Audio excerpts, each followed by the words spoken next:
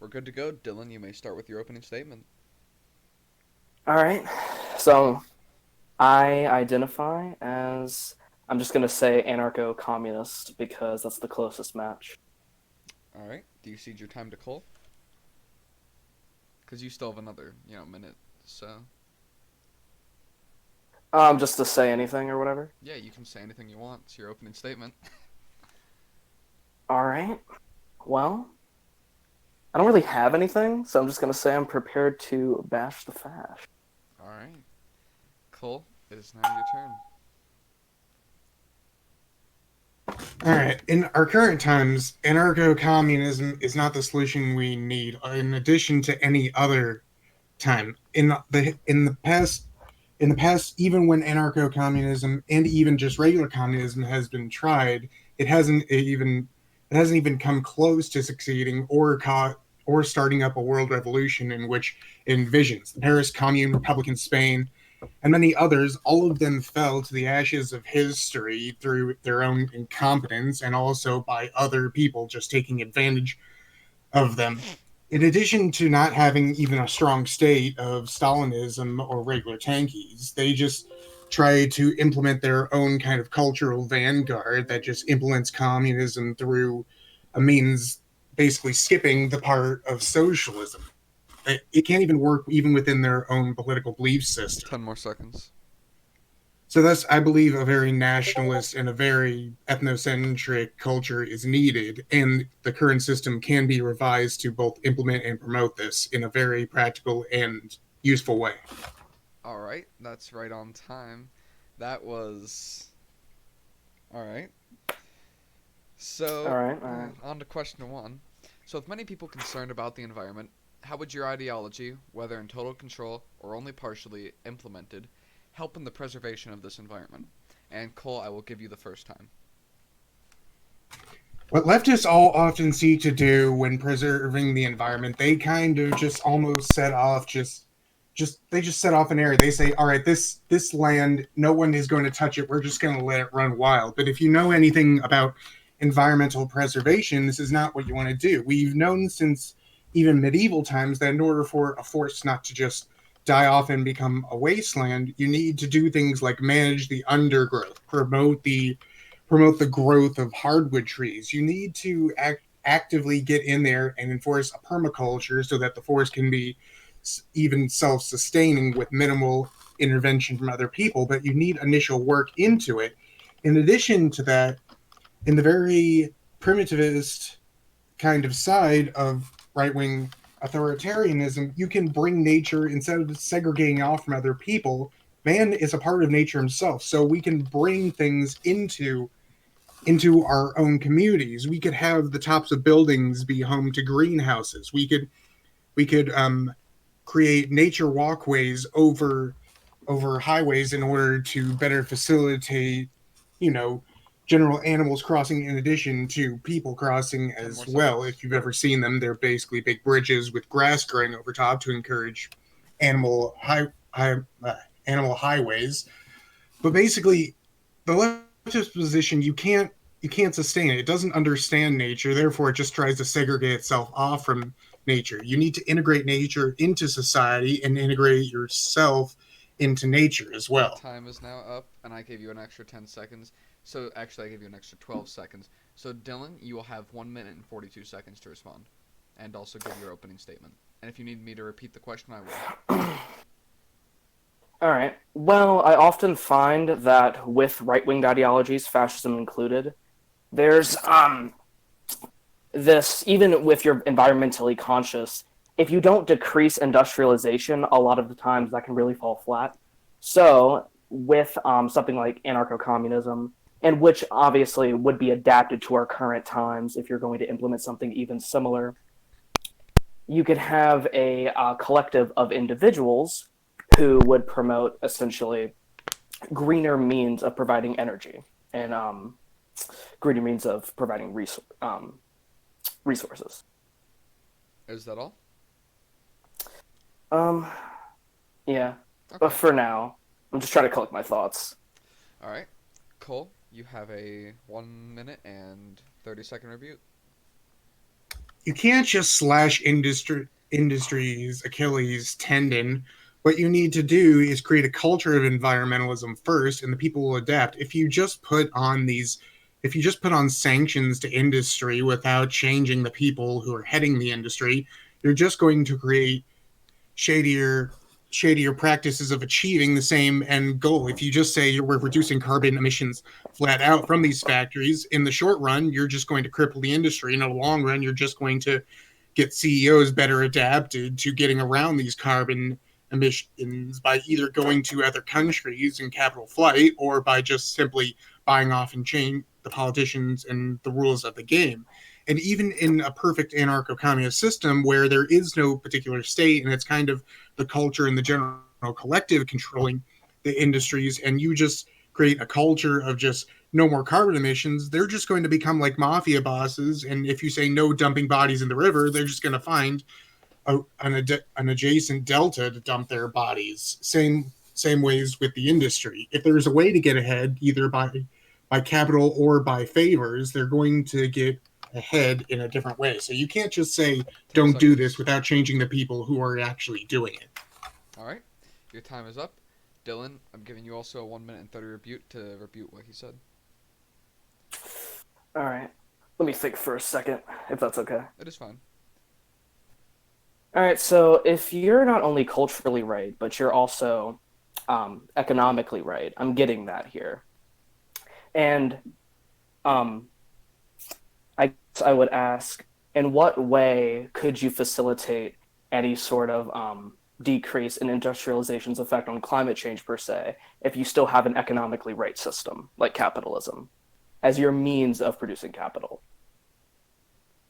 I'm economically right wing in terms of left leftist. I'm what they would call a capitalist, but in terms of specific niche right wing economics, I'm a international protectionist and a domestic interventionalist. I believe that things such as worker projects, funded by the state and such, are beneficial. In addition to various other kind of environmental things such as national parks integrating with the local economy, etc.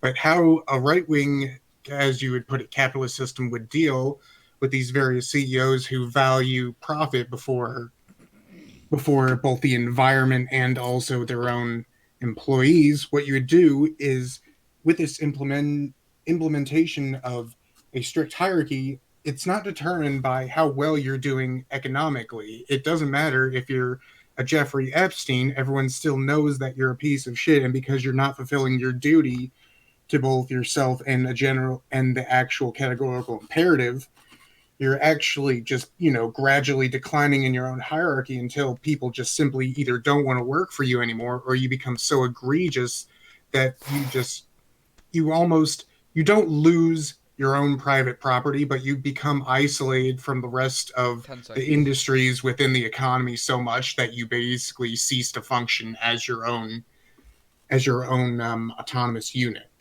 10 seconds is now up. All right, Dylan, I will hand the mic back to you for the last rebuttal, and after that, we'll be moving on to question 2. Uh, I feel like that's a tad bit vague because it's almost as if you're implying that, say, this CEO was allowed essentially the means of putting profit before culture and putting profit before the environment, that just because their social hierarchy would decrease, that would mean that they would stop doing whatever, I suppose, what's the word I'm looking for? Environmentally unconscious acts that they're doing through their business or through their industry. I just don't see that as a viable way of decreasing any of those practices.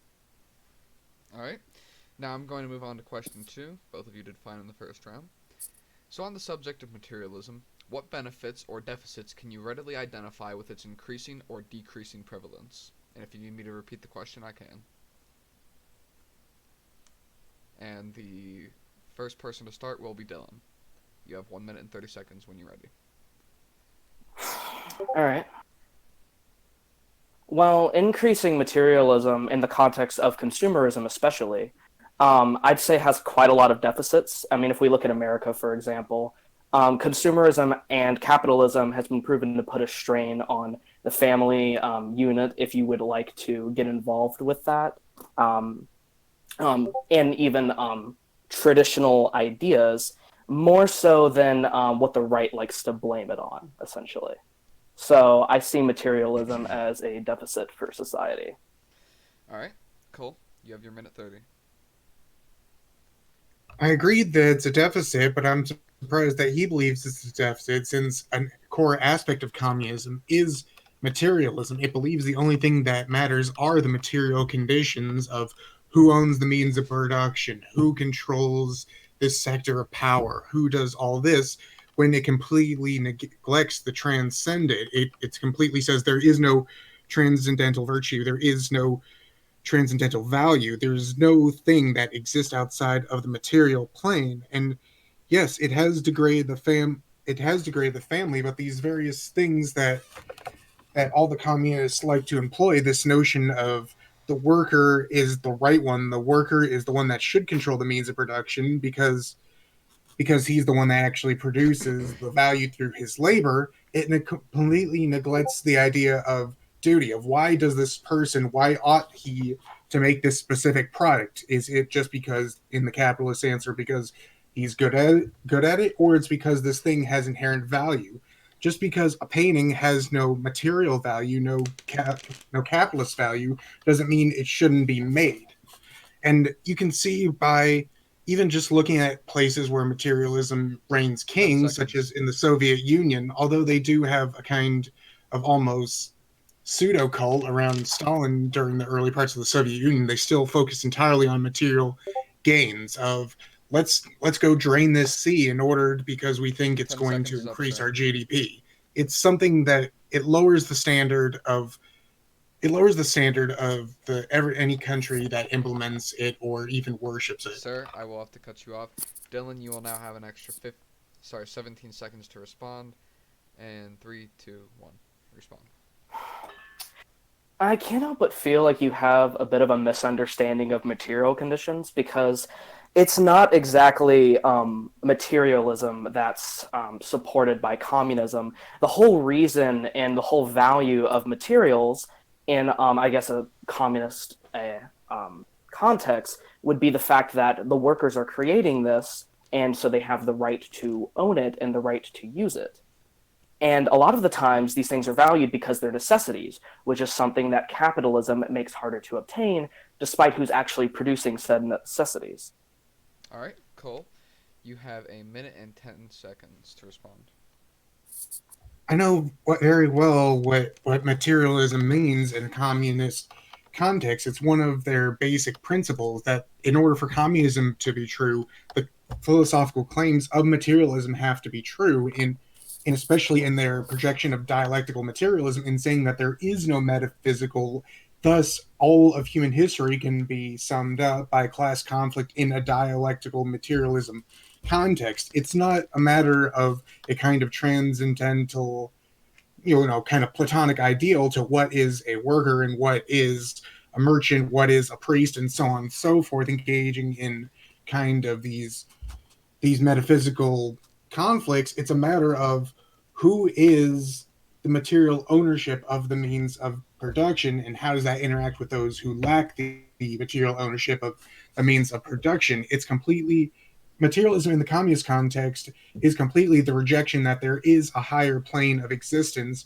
10 and more that all we seconds. see here in this physicalist world is what exists, and everyone who rejects that higher transcendental property of whatever they're dealing with completely loses the very meaning of what they're dealing Your with. time is now up.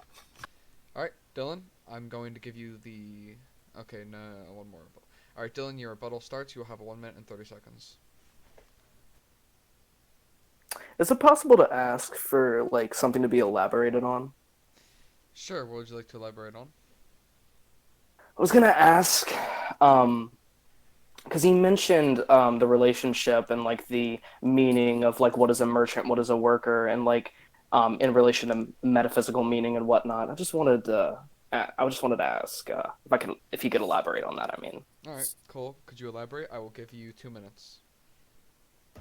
Sure, in both, I'll elaborate in both the leftist and the right wing perspective. In terms of the left wing, what defines a worker in terms of materialism and especially in communist theory is they're the ones that produces value through their labor. They're the ones that work upon the means of production in order to generate value. The merchant class, in terms of the same thing, are the ones who own the means of production and skim off the top the value labor of that particular labor, then sell it upon the market with other merchants and also back to the worker, and thus profiting from the worker's labor. And in terms of the higher classes, it doesn't really have much of a focus upon that besides projecting priests as merely pawns of the merchant class.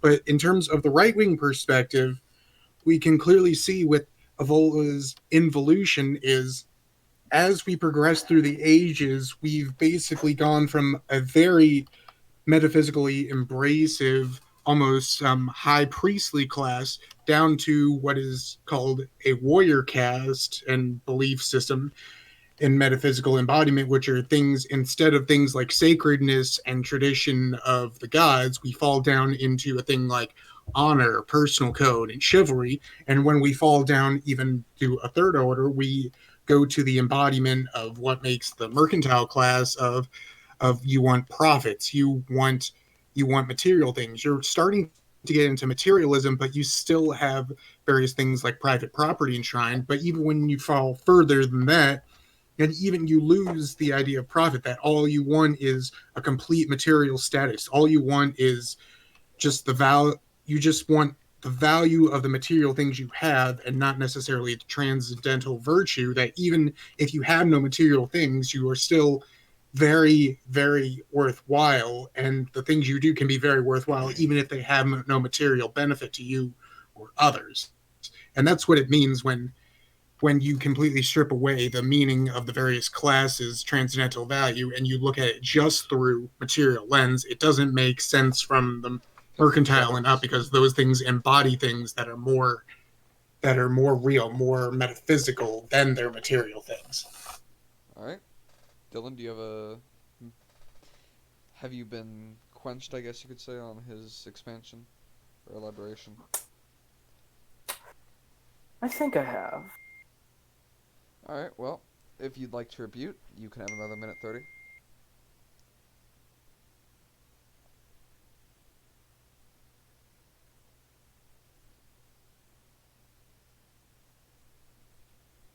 I feel like this whole transcendent. I can't pronounce that. Transcend. How do you say that? Transcendental. Transcendental. Yeah, couldn't pronounce that for a second. I feel like the whole idea of this transcendental value in regards to these concepts of different roles in society, and as you said, something that's not exactly providing material benefit still being a benefit to do and still benefit to make. I feel like a lot of that can be a little vague when you're looking, like, you're comparing that to how communism deals with materialism, or I'm going to say material conditions, because the thing is that with fuck, lost my mental place. 30 seconds.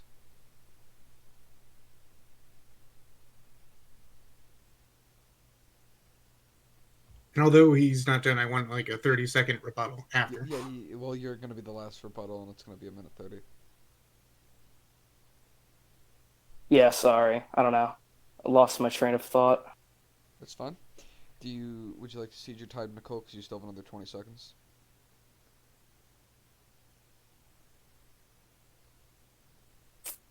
No, I'm good.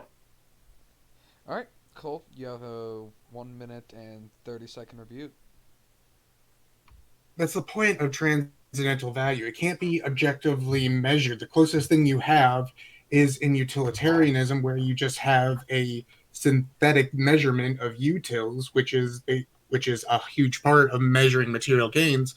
But with transcendental virtue, you can't measure how much, say, the world is enriched by the Mona Lisa versus the works of Saint Augustine. You can't put a specific number, you can get a generalized thing saying this is a benefit, this is a detriment of transcendental value, and you can make somewhat relative comparisons, but it's not made of a material thing. Therefore, you can't count the specifics of what makes up that thing. You can only get a specific readout of is this good, is this bad, is this more good, or is this more bad. That's the whole point of a metaphysical thing. You can't measure it in physical units. 30 seconds. That's all. All right. Now we'll be moving on to the next question. Some hardline white nationalists and authoritarians believe it necessary for the deportation of all minorities, while others believe it in a light ethno-state. What is your position, Cole? I'm a lot harder on the question of a light ethno state, but I believe there can be people on certain kind of visas in addition to tourism. But I believe if there's a job that simply no American can't do, or it's just such a rare occurrence that you're just increasing their objective contribution in terms of the proportion of the amount of people, even if you could get all Americans to work on it. However, I do believe that universalism is just a bunk thing. Every single people, whether it be an ethnic group or a semi-ethnic, semi-religious group, such as the what are they called? I forget it's a very specific group in the Middle East, the Druze. That's who I'm thinking of. The Druze. Druids? No, they're Druze. Druz. The Oh, okay. Druze. Whether you're a quasi-religious ethnic group or an ethnic group in yourself, you have these various kind of internal values. You have eternal thing of do I value this more or do I value this more in a system of hierarchies. Some people simply value freedom of speech more. Some people simply value their material possessions more and things like that. And this, of course, is a complete bell curve within the ethnic group, but still, every single group wants a different thing in addition to their own personal freedom and their own personal hegemony over themselves. So you simply can't have a mixed pot. It doesn't work like that. Every single time you have a mixed pot, either you create a new ethnic group that is opposed or even just only semi lukewarm to their previous ethnic groups, or you have complete conflict within 10 these ethnic seconds. groups. I believe in a hard ethno state in terms of laws. However, there can be some visas and definitely tourism still allowed. So I'm completely opposed to mass migration of both ethnic and religious type. All right. Dylan, so to the original question. On the other hand, some hardline socialists see mass migration necessary for a cultural revolution. How do you feel on this? Well, I feel if you have a country, or if you have a any other country that has a multicultural society already, it is good to essentially promote class consciousness among different cultures, because that is one thing that no matter your culture, you might be able to have in common, being class conscious and the relationship with workers and capitalism, which is something that I think actually divides us more, even if you have different cultures within a society as opposed to just the cultures being different themselves.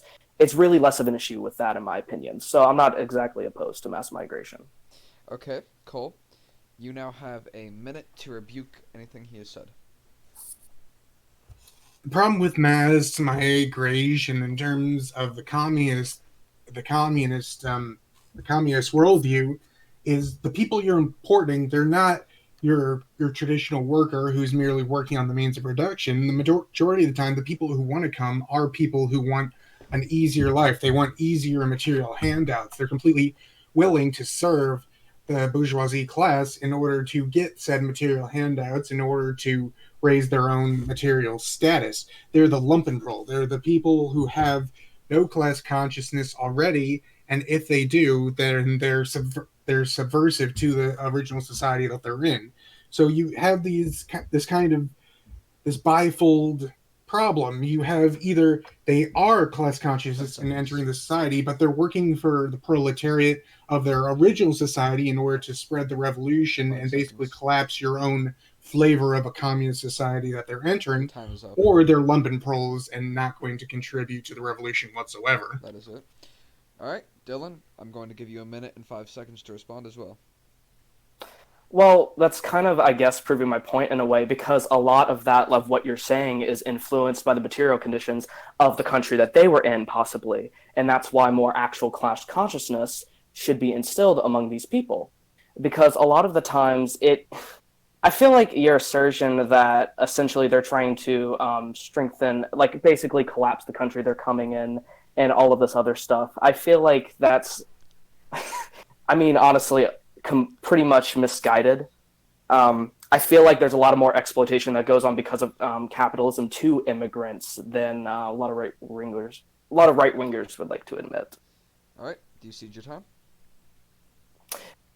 Yes. All right, Cole, you will get your rebuke, and then he will get a rebuke, and we'll move on to the next question. No, but that's particularly the point. It's not proving your point. It's saying either they are class consciousness in which they will support their own socialist system. So, say we had your anarcho communism here in the United States and we just had a regular socialist Mexico. If you import the class conscious proletariat from Mexico, they're going to believe in their own particular kind of socialist and maybe even Stalinist Mexican communism, and they're going to work to subvert and try to help their own socialist system. Or let's say they're feeling that their own socialist system isn't good and they like your system more. They are leaving their current system because they don't believe that their value can particularly enhance your own system. They're believing that your system will enhance them and they don't have to contribute extra materials value of their labor. All right, Dylan, you will have the last rebuke. All right.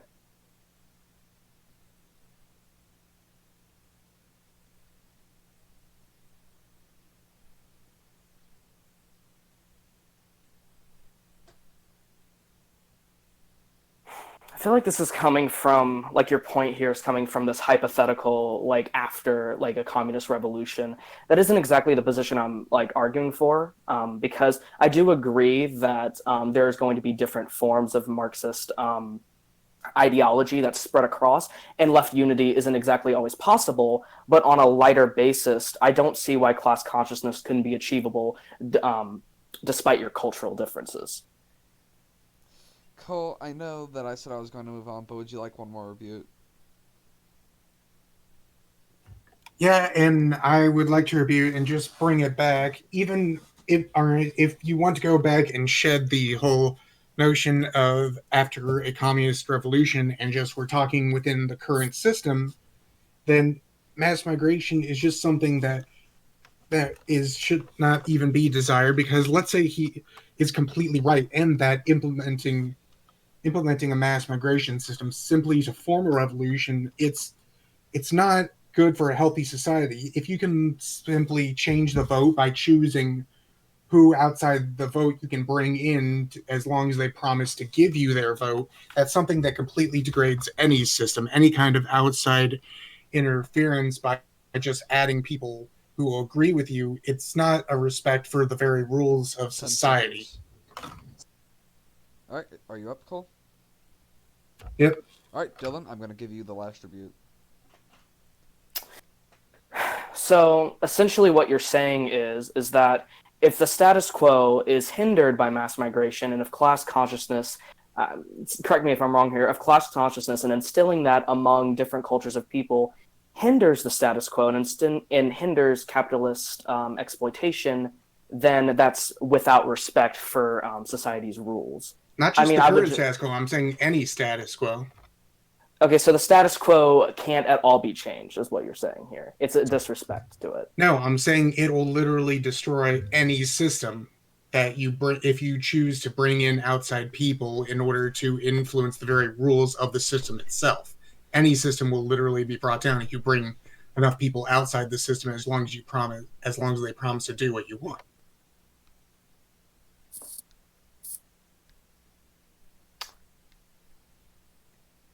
I understand what you're saying, and while I guess I would slightly agree, I also would still have to disagree. Since 10 seconds.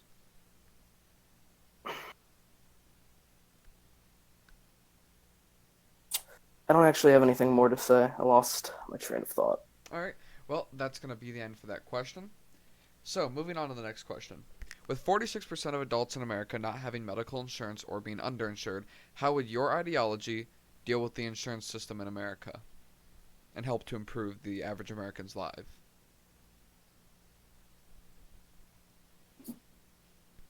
I believe he's Is that going first. yeah? Yes, he is. Okay. Well, okay.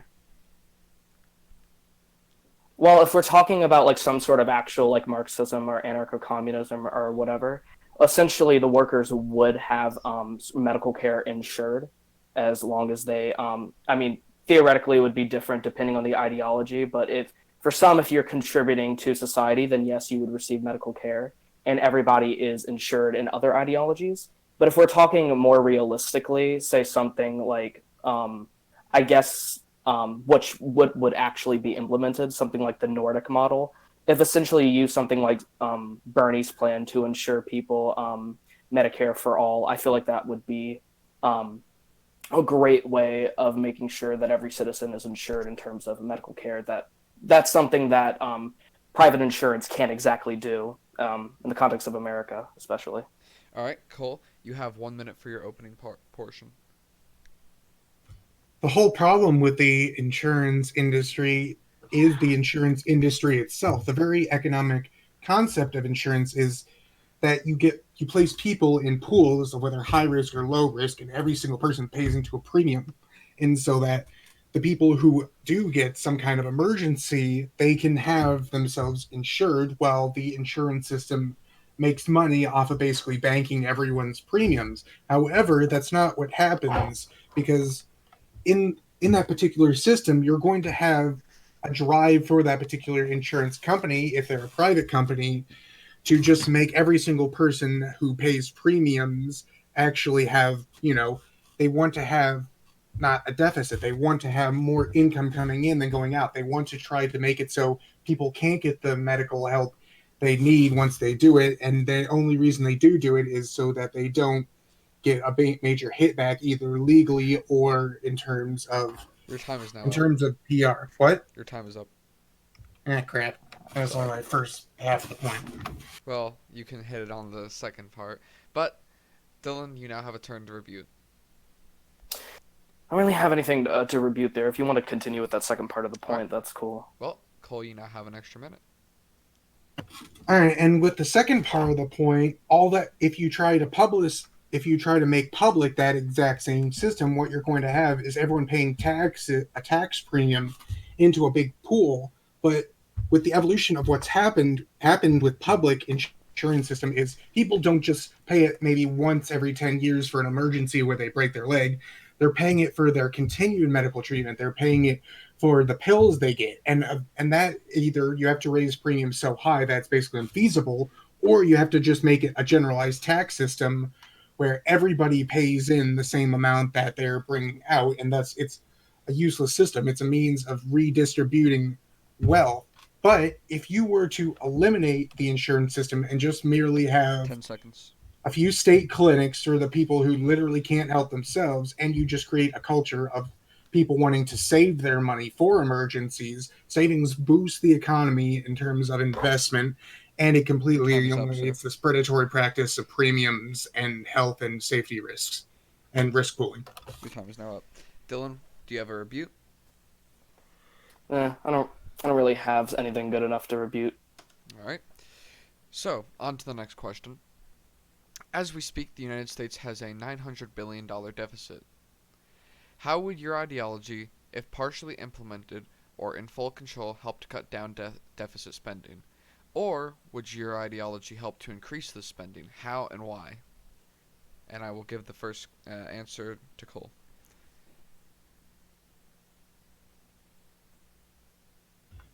The problem is right now that our country is acting as a world police instead of the ethnic ethnocentric position of regionalism. Right now, we currently have military bases in nearly every single country on the planet, and all across every single region of the world. If we were to if we were to pull back our troops and equipment from these bases and sell that land to their respective countries, we could greatly offset the amount of money that we already have within the treasury deficit, in addition to lowering the amount that we need to spend in the future. Right now, our largest military expenditure is military. So by cutting that back and instead trying to defend every single country in the world from their either legitimate or illegitimate disputes, we can bring it back to our region of the North American area and maybe some very other key areas such as Japan and the various canals that we need to ensure for our trade. But Russia alone would pay almost we could almost ask any price in order to get them to withdraw from the various countries around them, because a majority of their budget as well is spent trying to counteract our military presence 10 surrounding their seconds. country. Are you done? Yep.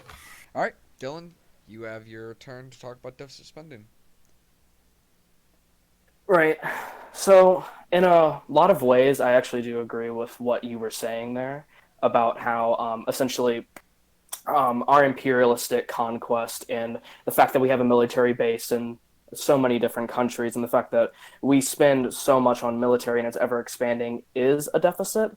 But I don't feel like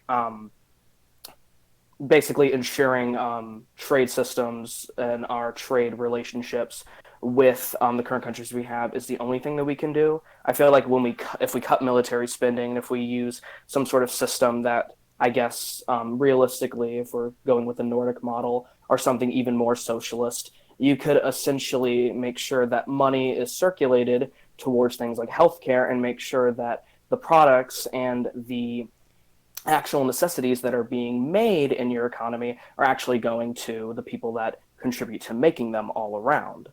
So I feel like I guess I half agree with you there, All right. just in the first part.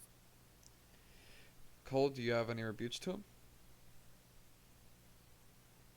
Yeah, the problem with trying to get money out of the by trying to get money by kind of spending more within the medical system, that doesn't work, because the people that are needing this kind of medical assistance are the ones that aren't contributing much to society, because in our current system, although it's very crony capitalist, it still has a somewhat meritocratic base, especially in the lower class system. You can move up and down the lower class and get into a relatively stable position by doing this, by implementing my plan previously of implementing clinics that you pay. They say we need such and such funding for 1,500 appendectomies within the next year, and either granting or not granting that.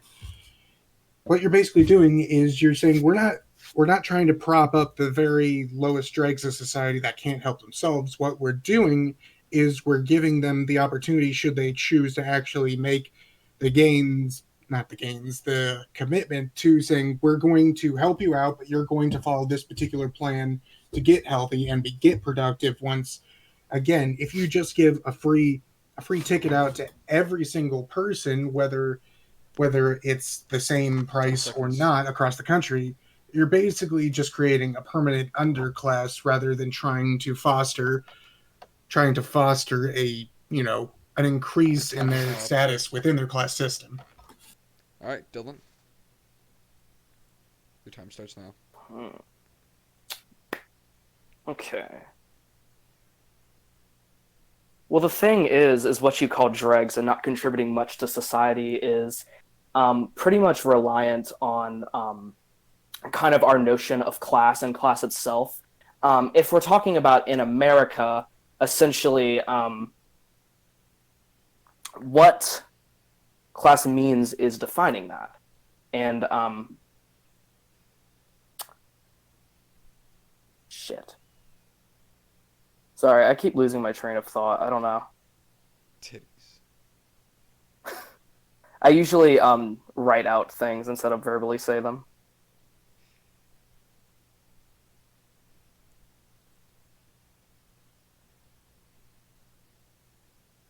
I can go ahead with my rebuttal, and he can have double the time after. All right. We'll just go ahead If with you All that. want. right. Cole, you Did get. you ask him if he agreed with it? He did. Cole, you get Okay. 1 minute. All right. So the thing is, this system actually has been implemented in California. What they have basically tried to do is they've actually had programs to drive in this homeless underclass from across the country into California, and then with their various healthcare services and various things like that, try to say all they need is a little start and they can start contributing to society. But the problem is these people don't want to do this. The state of being a homeless person within California is so much better that they simply don't need to get ahead while they pursue their own hedonistic goals, usually of doing drugs.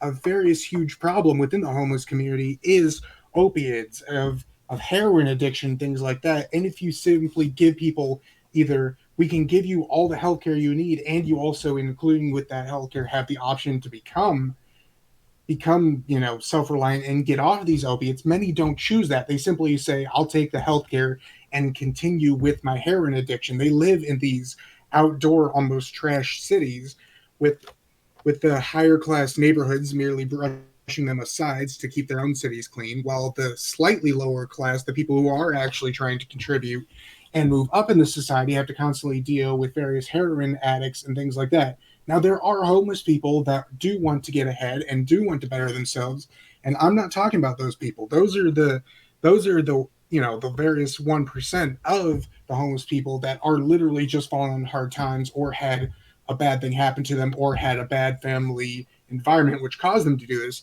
But the majority of them are addicted to the opiates and heroins, which is a cultural issue. And once you deal with that, you can't get over it by just simply offering to help these individual people, because they won't accept that help until that culture is dealt with.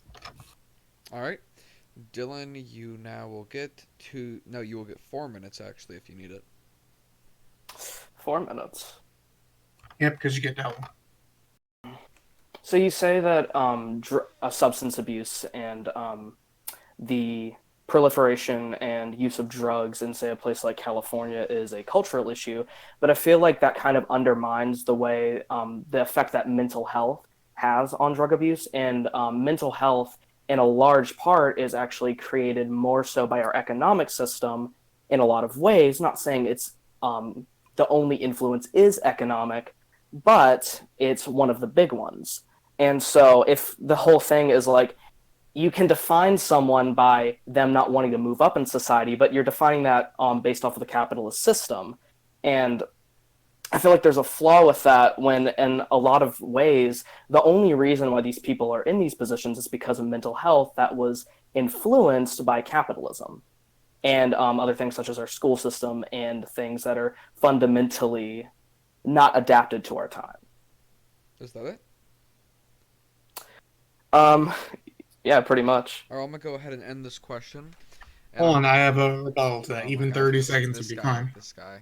You get 25 seconds. The notion that the economic situation outside of their extreme circumstances is completely just not backed up by medical science. Whenever you are trying to assess for 10 various ailments such seconds. as schizophrenia, you what? 10 seconds, sir. Yeah.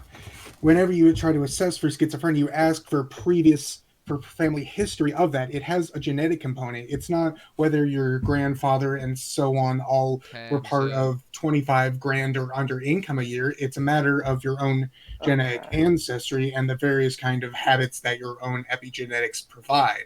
All right, Dylan, you're gonna get a minute to respond to this piece of Oh, person. I do. Yeah, cause he went over his time, so you get a minute. Okay, so you use schizophrenia as your example of this, but not every single disorder is solely caused by a genetic influence. And I feel like that's kind of just a bad argument. If we were looking at something like depression or anxiety and things like that, things can be directly influenced by environment and directly influenced by things that are perpetuated by capitalism systems within capitalism, such as our school system and such as many workplaces and the material conditions that are um, influenced by capitalism.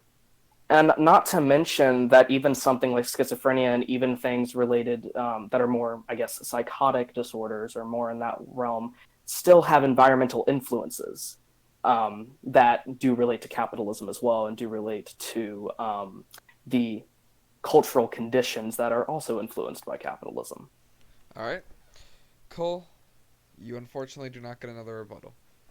Yep. There seems to be an alarming difference in race IQs. Would you say this is because of the environment these communities tend to find themselves in, or is it on average because of genes? And do you see this as a racist question to discuss and talk about? And Dylan, we're going to start you with the question. You have 1 minute and 30 seconds, starting now. Well, IQ and it being a metric for intelligence has been debunked for quite a while in a number of ways. You could actually argue that it's actually racially biased in a number of ways. The things that it actually tests and gauges people on, for example, in terms of vocabulary, if you have a community that's more socioeconomically worse off, then they're not going to perform well on sections such as that. And in general, I find that the model of IQ is pretty dated, and it kind of serves the capitalist system and hierarchy instead of actually gauging multiple different types of intelligence and different appliances of intelligence that actually can exist. All right. Do you see your time now?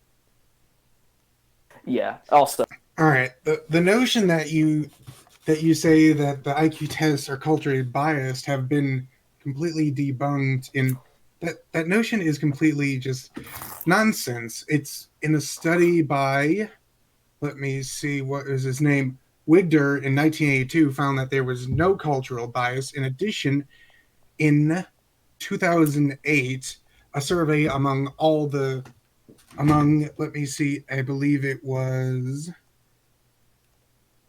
researchers in intelligence and psychologists found that 73.3 found them to be not biased, while only 13.3 actually do found them to be biased. And they quote 73.3% of experts believe that cognitive ability tests, IQ tests, did not have any racial bias, as did 51% of the non-experts, compared to 6.7% of experts and 29.2% of non-experts who believe the tests were racially biased. The notion that you can simply have G-related things of finding patterns between various shapes and other things like that, there are nonverbal IQ tests that you can give that have the same predictive ability as various written ones. If you've ever taken an IQ test, it's completely 10 culturally seconds. non-biased because the measurement of IQ is the ability to find patterns within the particular system that you're observing. That is the Your time is general up. IQ that you have. All right. Dylan, I will give you a 1 minute and 30-second response. Your time starts now. well, the thing is that I wasn't exactly saying it was purely culturally biased or racially biased. I was also denoting to a socioeconomic bias because, in a lot of ways, the IQ tests that are administered a lot of the times do have sections that are not exactly nonverbal, and in those ways, people can be stunted and hindered because they may not have that education to necessitate doing well in those kinds of appliances of their knowledge. And the thing is that also even when you try to assert that intelligence is a good grasp of general intelligence, I feel like general intelligence is sort of rigid in the sense that it's going to undermine, say, things like creative ability and other things that could be considered a different type of intelligence. So, in general, I think that IQ is pretty rigid. I had more to that, but yeah. All right. Well, perfectly on time. And Cole, you now have 1 minute, or sorry, 1 minute and 30 seconds to review what he just said.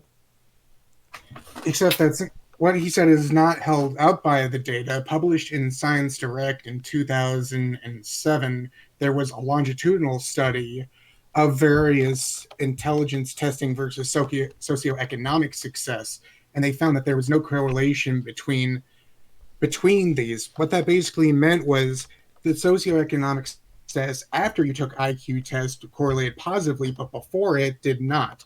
So So it didn't matter your socioeconomic status before. Just because you're poor doesn't mean that you're stupid. What is more likely that has happened is because you were stupid, you became poor. Thus, from that, and not necessarily you, but your general line, as in your grandparents were stupid, therefore they became poor and such like that. So when you have direct statistical analysis and studies, and I mentioned it was in 2007 by I believe I didn't mention the name, the Department of Sociology and Social Policy of the University of Tartu Tugi in Estonia. It's just something that's completely not held up by the objective world that we see around us. All right. Are you finished? Yep. All right, Dylan. You will have one more review, then we'll finish with a Cole review. Well, it wasn't exactly just the fact that I wasn't asserting that someone being poor would make them stupid. I think that's stupid as well. What I was saying is the conditions of being poor and being in a lower socioeconomic position would influence someone's results on an IQ test of some sort. If someone, for example, may be malnourished compared to other people, because of the food that they're actually receiving, that could affect things. Their treatment in school, because of socioeconomic positions, can affect things. Environmental conditions, because of being in a lower socioeconomic position, can also affect things. Abuse and things of that nature. And just general environment. There's people that live in these communities that often get PTSD from hearing gunshots and things of that nature. So these things often can create an environment that may hinder people on certain types of testing. And this is not just IQ tests, but in the school system in general. So it really affects certain communities adversely, in my opinion. And also not even just socioeconomically influenced communities, like say Black and Latino communities, but also people who are mentally ill in general, for example. All right. Cole, you will have the last review. And I'm not denying that in extreme circumstances that you'll have Extreme. lower IQ.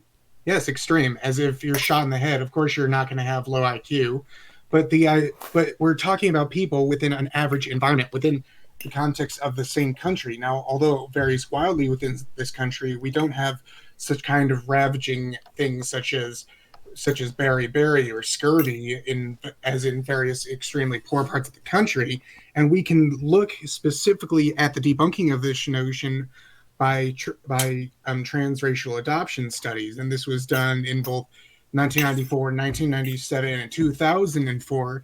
That even when people from other ethnic groups are adopted within different families, there is still that same gap that we see between the various children, whether they be genetically similar or dissimilar.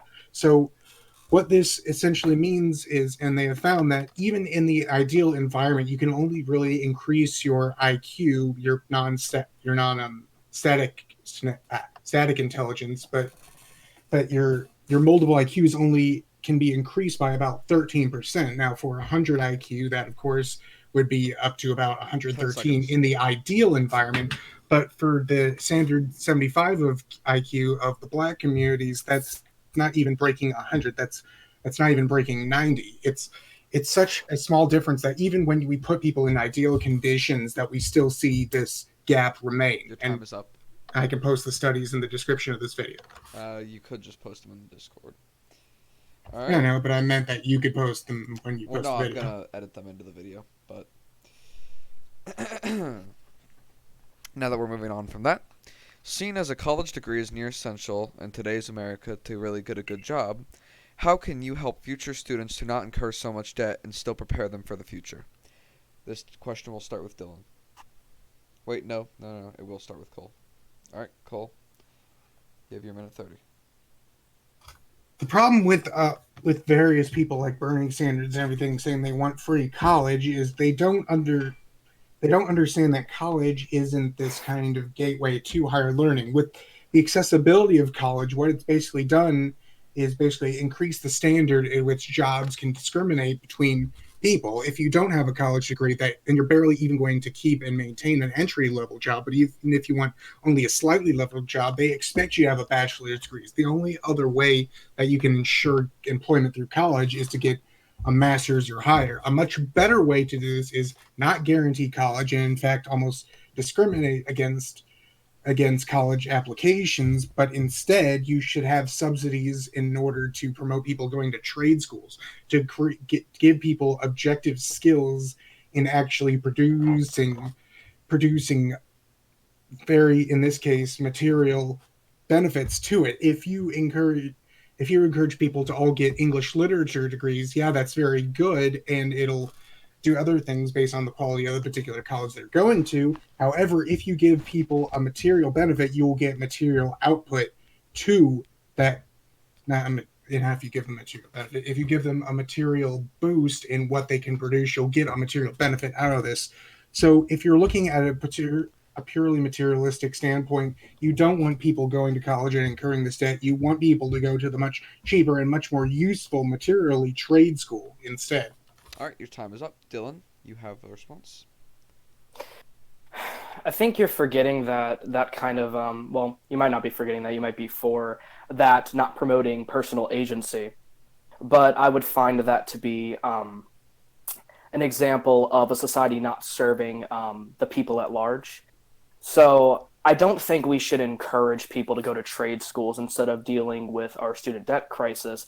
I think we actually should offer tuition-free college to basically promote college being a way to assert that personal agency in society.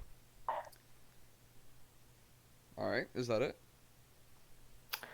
Actually, I had more to that, but All right. You can continue then. You still have another just 20 seconds, so. all right. Let me collect it for a second.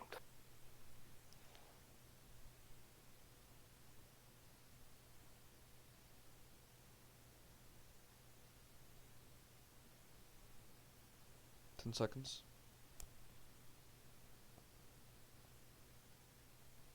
Oh shit! I guess that's all I have then. All right. Cole, we're going to end this fairly quickly and give you the last rebuttal. You don't need to go to college to have any personal agency in terms of the material question of what is better, a trade school or a college.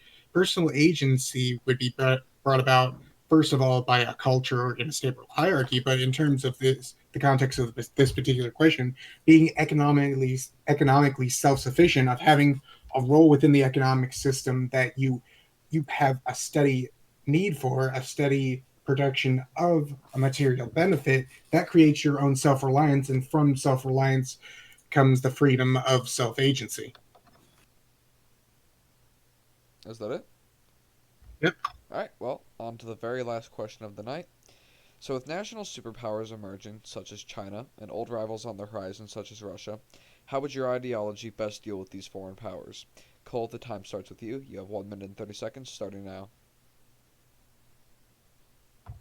What you basically do is, as I advocated before, you need a regionalized system. And when having a world police system where you need to be everywhere at once, or else people either take advantage of your system, or you merely can't be everywhere at once and need to just increase the amount of spending you put into it.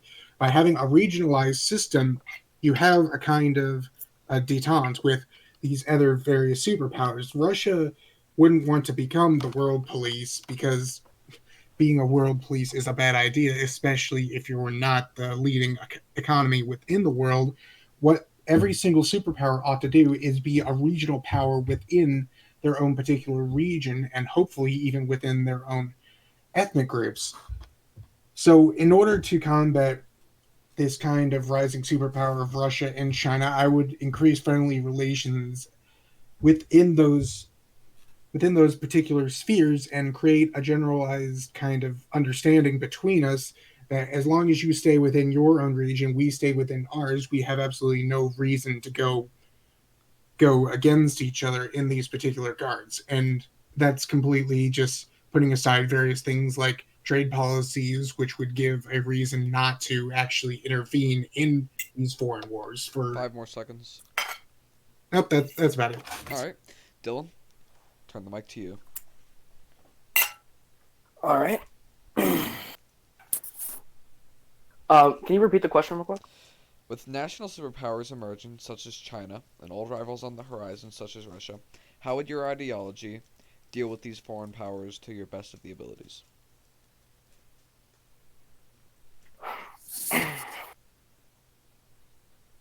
Well, if you had socialistic ideas promoted in society, you would essentially exhaust the need for a lot of trade relations. And you could essentially work towards self governing within your own society and producing the means for yourself. And that could also work to lessen imperialism and military conflict in other countries and whatnot that actually creates this competition, which is in large part due to industry and capitalism that kind of facilitates these things. Is that it? Yeah, that's all. All right, Cole. Now is your turn, and then Dylan, you're gonna get the last rebuttal. While self sufficiency and autarky is good, it's not a means of actually dealing with international bodies. You can be as autarkic as you want, but as we've seen throughout history, if you isolate yourself, eventually other people are going to surpass you and then become a part of your business by setting a clear boundary and also while involving yourself in the world geopolitics economically, you ensure that the people do give you the recognition you need because they have their own particular self-interest to do so.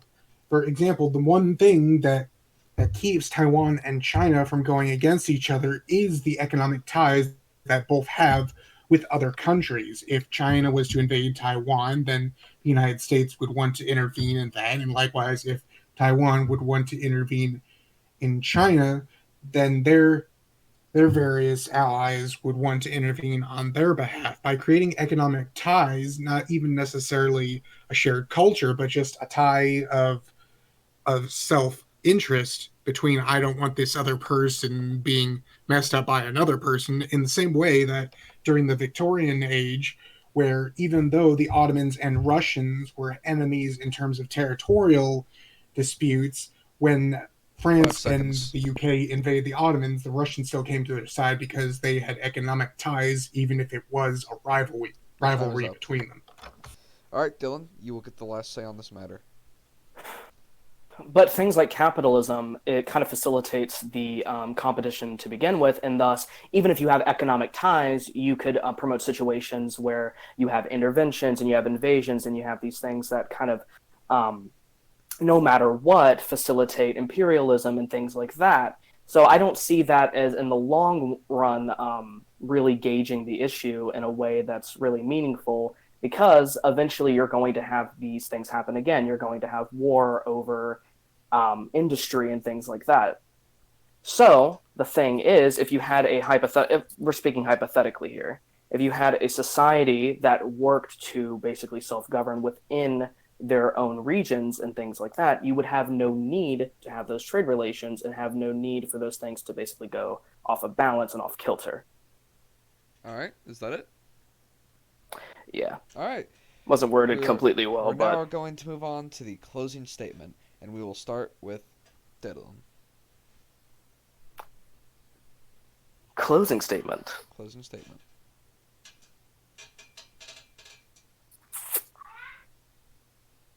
Well, I don't really have a closing statement, but yeah. Can I choose not to have one? Sure. All right, Cole, you have your closing statement. Within our modern world, we're becoming more susceptible to modernity itself, falling to materialism, falling to hedonism, and abandoning hierarchy and ethnocentrism. In order to restore what we once had, in addition to maintaining the good things that we do have, we need to return to these well tested and true ideas that humanity has been enacting for tens of thousands of years and that have only been undone in the past few hundred years since the French Revolution.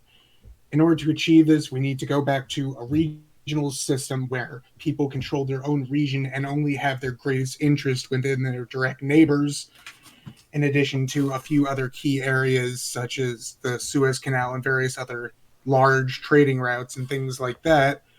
But we find that the more ethnically homogenous a people's country is, the more unified they are, the more they're willing to accept what is objectively true, as in what they believe to be their surroundings, and they don't have such basic fundamental disagreements about who's exploiting who's doing this, and who is getting away. You have this kind of underlying insanity that's been rising up through society, where you're getting so much disagreement between people that they can't even speak the same moral language to one another of what is objectively right and wrong. Instead, it becomes a free for all, where every single person has their own specific interpretation, and they all believe that they need to clash to the death.